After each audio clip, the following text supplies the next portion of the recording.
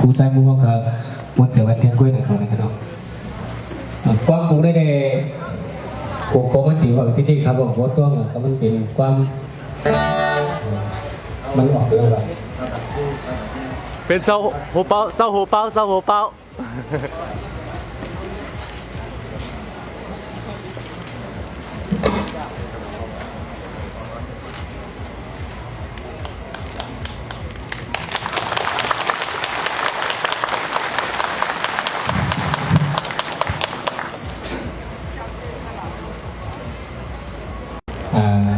อุปกรณ์ของที่นี่นะครับ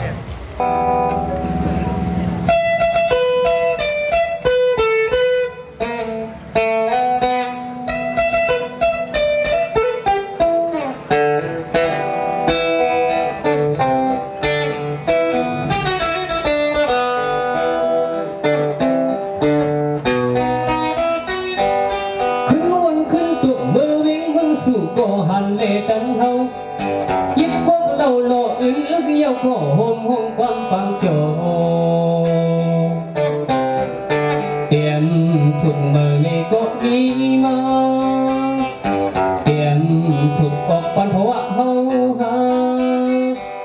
เสียงเลี้ยงมึงสู่โมลัดความซึ่งมันเตือนย้อนหลัดให้เฮาเสียวพร้อมกัน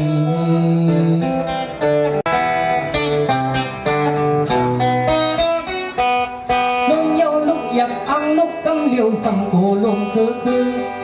พองย้ำนำซึ่งหอมแห้งลูกนั้นกูถึงขิงจุกลีลุกเพ้อถ้าขิงกลุ่มหอมคนแห้งเปิดตูเสือก็หันหูเสือกันงานนอนหันนั่งหูกูเฮาลืมพร้อมกัน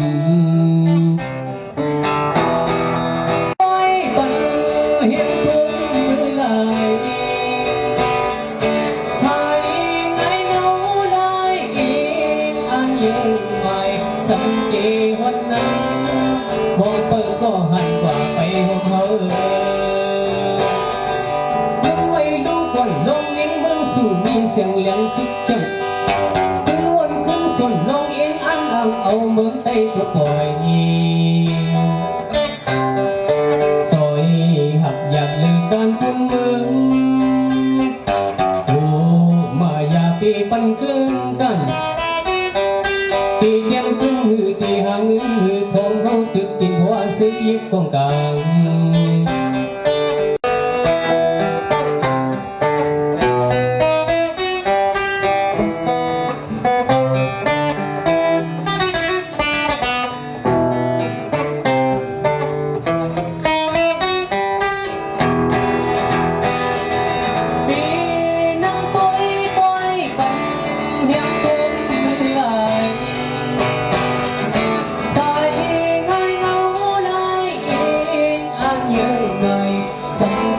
วันนั้น